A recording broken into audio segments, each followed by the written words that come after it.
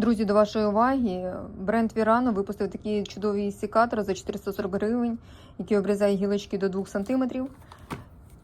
Зараз ми протестуємо, як він працює. Тут антискользяща ручка, дуже зручна, гарно лягає в руку. У мене рука невелика, у мене чудово вона лежить. Зараз протестуємо на цих трояндах. Чудово. Зрізає, м'яко, не оставляє зазубрин, чіткий зріз.